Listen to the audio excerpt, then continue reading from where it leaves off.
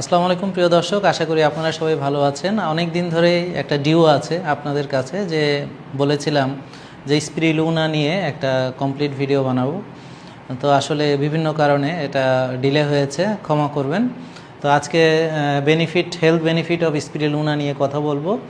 তো এটা প্রথমে আসলে বেশি জনপ্রিয় হয় নাসা যখন তাদের যে স্পেস মিশনের জন্য এটাকে ডায়েটারি সাপ্লিমেন্ট হিসেবে সিলেক্ট করে এবং এটা খুব সফলতা অর্জন করে, তখন থেকে এটা আসলে এক ধরনের আর্থোস্পাইরা, এটা এক ধরনের অ্যালগি। হ্যাঁ, এটা বিভিন্ন রকম মানে পানিতে পাওয়া যায়, বিশেষ করে আপনার ফ্রেশ মিনারেল ওয়াটার অথবা আপনার এমনি অনেক সময় সমুদ্রের আশেপাশেও আমরা এটাকে দেখতে পাই। তো যাই হোক, এই জিনিসটা আসলে এক ধরনের সবুজ, হ্যাঁ মানে ব্লু গ্রিন একটা, এটা হচ্ছে দেখতে এরকম ঠিক ব্লু গ্রিনিশ একটা, অনেকেই হয়তো দেখেছেন। তো অনেকটা ঘাসের মতোই বলতে গেলে একটা রং। তো এটা আমরা আসলে এটা ন্যাচারাল একটা জিনিস। তো একটা জিনিস বেনিফিটগুলো বলার আগে আর একটা বিষয় খুব ক্লিয়ার করতে চাই প্রিয় দর্শক, সেটা হচ্ছে যে কোনো একটি সাপ্লিমেন্টকে যদি আপনারা বেশি গুরুত্ব দেন সেটা ভুল করবেন। মনে রাখবেন, সবার আগে আপনাকে বাজে খাবার বাদ দিতে হবে, অর্থাৎ আপনার প্রসেসড ফুডগুলো বাদ দিতে হবে, বিশেষ করে বাজে তেল, মানে কেমিক্যাল মিক্সড করা যে খাবারগুলো আছে।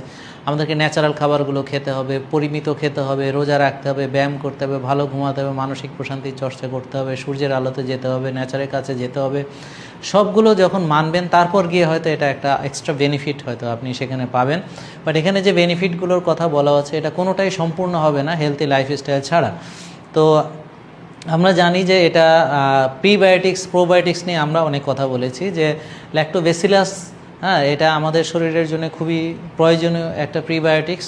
তো আমরা এই যে প্রোবায়োটিক্সগুলোকে যে বলছি, বিশেষ করে এই মাইক্রোবায়োমসগুলোকে হেলদি রাখার জন্য আমাদের দরকার একটা প্রিবায়োটিক ফাইবার, এবং এটা খুব ভালো একটা প্রিবায়োটিক ফাইবার হিসেবে কাজ করে এবং আমাদের যে ইনক্রিজ গুড ব্যাকটেরিয়া বিশেষ করে গাটের ভিতরে। এবং আপনারা জানেন যে এখন আমরা বাজে খাবার খাওয়ার কারণে, এবং অনেকে আসলে ওই যে জিরো সুগারের কথা বলছেন, তো জিরো সুগার বা অ্যান্টিবায়োটিক্স এগুলো গাট মাইক্রোবিয়ামসকে টোটালি ধ্বংস করে দেয়, এবং যে কোনো আনহেলথি প্রসেসড ফুড আমাদের গাট মাইক্রোবিয়ামসকে ধ্বংস করে দেয়। এই গাটের ভালো মাইক্রোবিয়ামস এর আমাদের জন্য খুবই দরকার, এবং ইমিউন সিস্টেম বুস্টিংয়ের জন্য আমাদের ভালো হেলথি মাইক্রোবিয়ামস খুব দরকার। তো এই হেলথি ব্যাকটেরিয়াকে গ্রো করতে সহায়তা করে হচ্ছে আমাদের স্পিরিলুনা। এবং এটা নিয়ে আরও অনেক রিসার্চ আছে, যে এটা বিভিন্ন জায়গায় রিসার্চ করে দেখা যাচ্ছে যে ওরালি আমরা যদি স্পিরিলুনাটা নিই তাহলে এটা মানে ব্যাকটেরিয়াগুলোকে গ্রো করতে সহায়তা করে। যদিও একটা ইঁদুরের উপরে এই স্টাডিটা, মানুষের উপরে না, কিন্তু আমরা মানুষের ক্ষেত্রে অনেক ভালো এটার বেনিফিট পেয়েছি। এবং আপনারা জানেন যে কোনো প্রিবায়োটিক ফাইবারই আমাদের মাইক্রোবিয়ামসকে গ্রো করতে সহায়তা করে। তো এখানে আরও বেশ কিছু স্টাডি আছে। এখানে আরেকটা দেখিয়েছে যে হেপাটিক ইনফ্লামেশন কমাতে সহায়তা করে, অর্থাৎ লিভারের যে ইনফ্লামেটরি ডিজিজগুলো, লিভারের যে ইনফ্লামেশন, এবং আপনারা জানেন যে লিভার ইনফ্লাম থাকলে অনেক ধরনের ক্ষতি হতে পারে আমাদের। তো এই লিভারের ইনফ্লামেশন কমাতে এটা সহায়তা করে, এবং গাটের মাইক্রোবিয়ামসকে আমার হেলদি রাখতে এটা সহায়তা করে। এবং অ্যালার্জিক রিয়াকশনের ক্ষেত্রে আমরা দেখেছি যে এখানে বেশ কিছু ইনফরমেশন আছে, যে এটা মাসেল মেডিয়েটেড যে অ্যালার্জিক রিয়াকশনগুলো সেগুলো মানে প্রিভেন্ট করতে সহায়তা করে। এবং অ্যালার্জিক আমার নাকের যে সর্দি, এবং এখন মনে হয় সবারই এই সমস্যাটা আছে, বিশেষ করে সবাই হয়তো এখন অ্যালার্জিক রাইনাইটিস বা সর্দিতে ভুগছেন।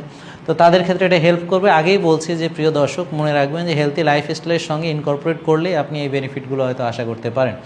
আর একটা স্টাডিতে দেখা গেছে যে এখানে অ্যালার্জিক রাইনাইটিসের পেশেন্টের উপরে অ্যাপ্লাই করে এখানে বেশ ভালো একটা রেজাল্ট পাওয়া গেছে। এবং আরও বেশ কিছু অ্যালার্জিক রাইনাইটিসের উপরে আরও বেশ কিছু ভালো আপনার রিসার্চ আছে। আপনারা যদি আগ্রহী হন, এখানে লিঙ্কটিং দেওয়া আছে, আপনারা দেখে নিতে পারবেন। এবং ইমিউন সিস্টেমটা হচ্ছে এখন আমাদের মেইন কনসার্ন। আপনারা জানেন যে আমরা রোগ প্রতিরোধ ক্ষমতা বাড়াতে সহায়তা করছি। বারবার একই কথাই বলবো, যে লাইফস্টাইল মডিফিকেশনের পাশাপাশি যদি আমরা এটাকে সুন্দরভাবে ব্যবহার করতে পারি ডায়েটারি সাপ্লিমেন্ট হিসেবে, সেক্ষেত্রে আমার ইমিউন সিস্টেম বুস্টিং এটা সহায়তা করে।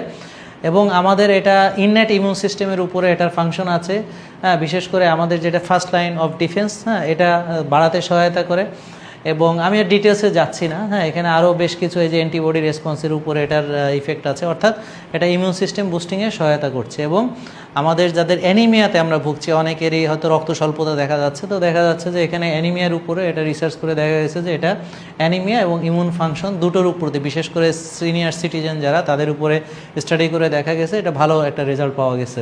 এবং আয়রন ডেফিসিয়েন্সি অ্যানিমিয়ার উপরেও এটার একটা রিসার্চ আছে, সেখানে ভালো বেশ কিছু, বিশেষ করে মেয়েদের ক্ষেত্রে। হ্যাঁ, এবং আপনারা জানেন যে মেয়েদের আমাদের একটা মিনিস্ট্রুয়াল সাইকেল চলে এবং একটা মাসের বিশেষ সময় তাদের মাসিক হয়, তো মেয়েদের ভিতরে আসলে অ্যানিমিয়ার সমস্যাটা অনেক ক্ষেত্রে বেশি দেখা যায়। তো সেক্ষেত্রে এখানে দেখা যাচ্ছে যে যাদের এরকম আয়রন ডেফিসিয়েন্সি অ্যানিমিয়া ছিল তাদের ক্ষেত্রে একটা ভালো রেজাল্ট আমরা পেয়েছি।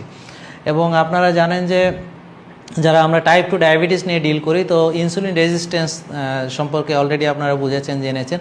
এখানে যে জিনিসটা হচ্ছে যে আমাদের বিশেষ করে ডিসলিপিডিমিয়া হয়, অর্থাৎ ট্রাইগ্লিসারাইডটা বেড়ে যায়, এইচডিএলটা কমে যায়। হ্যাঁ, এবং আপনারা জানেন টাইপ 2 ডায়াবেটিস HbA1cটা বেড়ে যায়। তো এক্ষেত্রে এটা একটা সিগনিফিকেন্ট ইমপ্রুভমেন্ট পাওয়া গেছে, বিশেষ করে যাদের নন ইনসুলিন ডিপেন্ডেন্ট ডায়াবেটিস মেলাইটাস সেই ধরনের রোগীদের ক্ষেত্রে। তো এটা টিজিকে বাড়াচ্ছে, যেগুলো বাড়তি টিজি এটাকে কমায়, আর যেটা এলডিএল মানে এইচডিএল সেটাকে বাড়াচ্ছে। অর্থাৎ আমাদের ইনসুলিন রেজিস্ট্যান্সের কারণে যে বিষয়টি হচ্ছে সেটা হচ্ছে যে আমাদের টিজিটা বেড়ে যাচ্ছে এবং এইচডিএলটা কমে যাচ্ছে। এটা এক্স্যাক্টলি উল্টা কাজটা করছে, অর্থাৎ টিজিকে কমাতে সহায়তা করছে এবং এইচডিএলটাকে বাড়াতে সহায়তা করছে। অর্থাৎ টিজি এক্ষেত্রে আমাদের একটা মেটাবলিক ইমপ্রুভমেন্ট আমরা পাবো, বিশেষ করে ইনসুলিন রেজিস্ট্যান্স সিনড্রোমগুলোর ক্ষেত্রে বা মেটাবলিক সিনড্রোমগুলোর ক্ষেত্রে বা diabetic type 2 patient, non insulin dependent diabetes মেলাইটাসের ক্ষেত্রে। সো এটা খুব ভালো একটি ইনফরমেশন, আপনারা আসলে এটা চেক করে নিতে পারেন। সো আমাদের এখানে অ্যান্টিঅক্সিডেন্ট পাওয়া যায় এবং আপনারা জানেন যে আমরা এখন সবাই বিশেষ করে আমরা স্ট্রেস ভুগতেছি, অক্সিডেটিভ রিয়াকশনের ভিতরে আমাদেরকে ফেস করতে হচ্ছে। তো এখন এই অ্যান্টিঅক্সিডেন্টগুলো আসলে আপনাকে এজিং প্রসেসকে রিভার্স করতে সহায়তা করে এবং আপনার সেলের লঞ্জিভিটি বাড়াতে সহায়তা করে, ইয়াঙ্গার সেল তৈরি করতে সহায়তা করে। সো এখানে এই স্টাডিটাতে দেখা যাচ্ছে যে এক্ষেত্রে এখানে অ্যান্টিঅক্সিডেন্ট আছে এবং এটা আমাদেরকে হেল্প করছে। এবং অবশ্যই আমাদের অ্যান্টিঅক্সিডেন্ট এবং ইমিউনিটি দুটোই একই সঙ্গে, যে আমাদের যদি অ্যান্টিঅক্সিডেন্ট